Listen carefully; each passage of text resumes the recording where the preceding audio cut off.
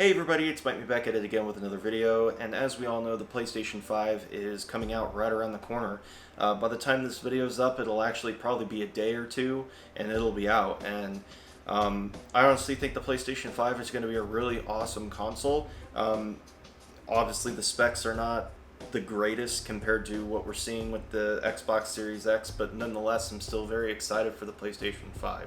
There's a lot of really cool physical details. I really like that Sony put a lot of time into how the console looks. I also like that Sony put a lot of time into figuring out the whole thermals part of the PlayStation 5 compared to my PlayStation 4 Pro and even my original PlayStation 4. I had the original design initially before I got my PlayStation 4 Pro.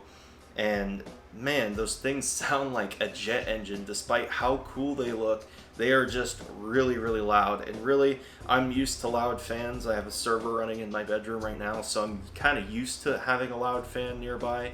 But, you know, when you're playing a console, that thing sounds like a jet engine compared to my server, which is not ideal for a living room setup. One of the biggest selling points of the PlayStation 5, and something that I'm personally really excited for, is the PlayStation 4 backwards compatibility.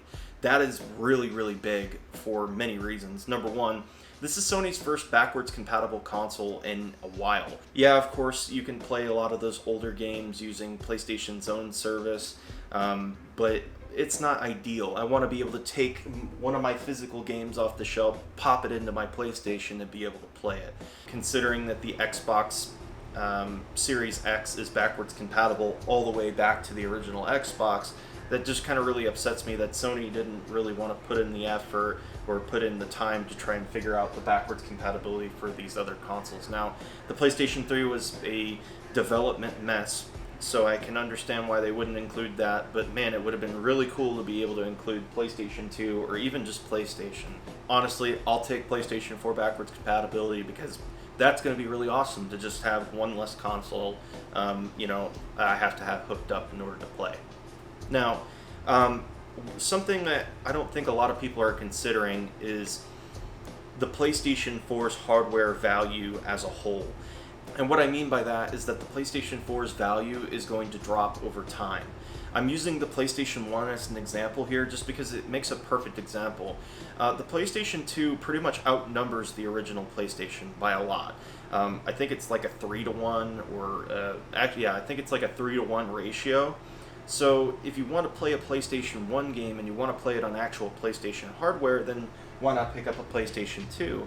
Or better yet, why not pick up a PlayStation 3 that all of them are backwards compatible with PlayStation 1? Then you get HDMI output, and then on top of that, you also get wireless controllers, along with other features that the PlayStation 3 has that the PlayStation 2 does not. And since the PlayStation 3 and the PlayStation 2 are backwards compatible with the PlayStation 1, there really isn't a whole lot of reason to own it unless you're a collector or you're looking to actually play it on original PlayStation 1 hardware. It's the same reason why no one really wants to buy a GameCube when you could just buy the Wii, be able to play the entire Wii library along with GameCube games. Now, of course, you have to get the GameCube compatible Wii, but that's not a big deal because the Wii still even the original Wii outnumbers the GameCube by a lot. But the PlayStation 1, I think, is a great example for what's to come for the PlayStation 4, because why buy a PlayStation 4 when I could buy the 5 and play both game libraries? So if you're in the market to buy a console, I wouldn't buy the PlayStation 4 new. I'd just go ahead and spend the extra couple $100 and pick up the PlayStation 5. Then you have the next generation, so you can play all the new AAA games, and then not to mention, you can also still play all of those great PlayStation 4 games with PlayStation 4 Pro quality, which is a lot better than picking up a regular PlayStation 4 or a PlayStation 4 Pro. Now, I don't foresee the new prices for PlayStation 4s dropping any lower than they currently are, but the used values of the PlayStation 4 is going to drop significantly. So if you're looking to move up a console, like let's say you're still playing on a PlayStation 3 now, and you want to move up a generation, then this is going to be the perfect market for you, because especially right after the holidays and we're getting into early spring, summertime, when people are wanting to sell their PlayStation 4 and get the new 5, there's going to be a lot of PlayStation 4s to buy and not a whole lot of buyers, because a lot of people are going to be wanting to sell their PlayStation 4 to get the 5. So that being said, the value of the PlayStation 4 is going to drop significantly over time. And this is why I'm citing the PlayStation 1, because I think it's a great example.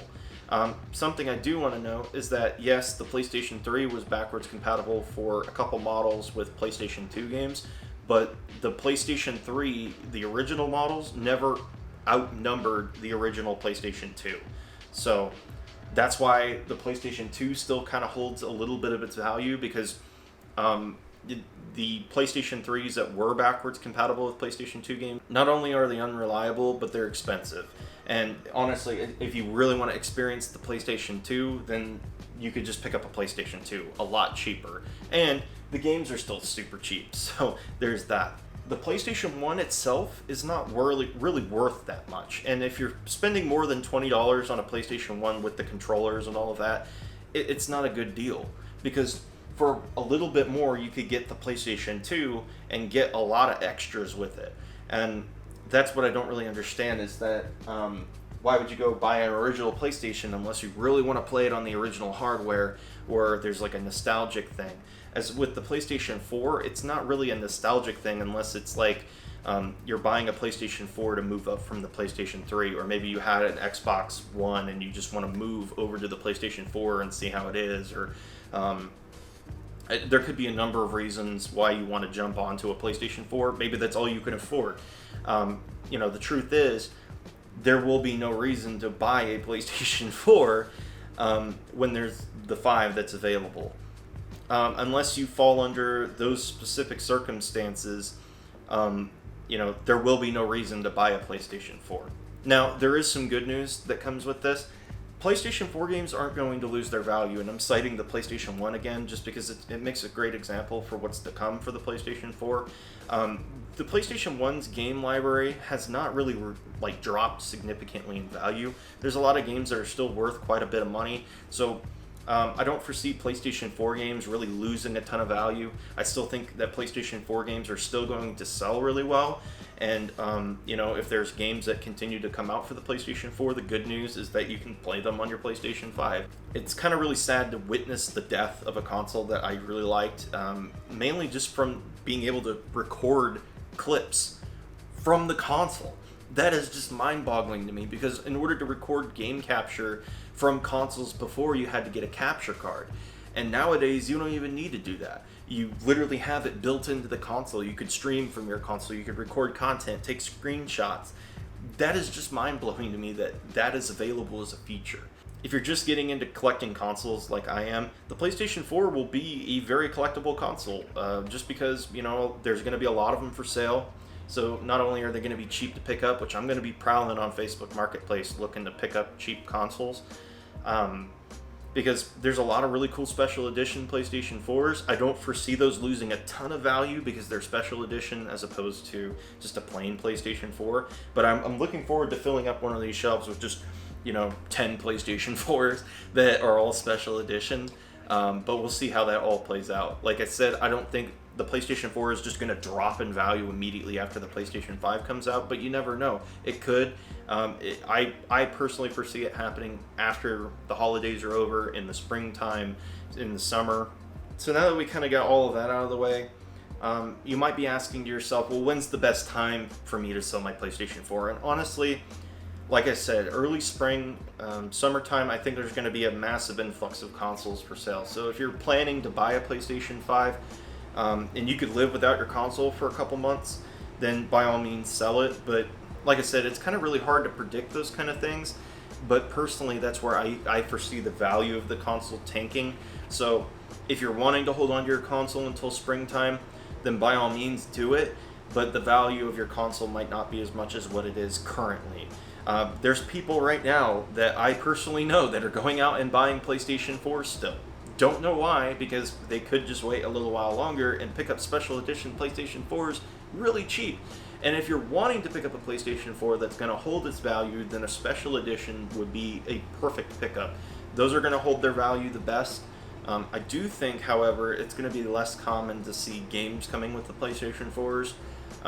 So I think we're going to see less like people selling entire lots of PlayStation 4s with games and controller and all that, because I feel like a lot of people are going to be holding on to their games for the next generation.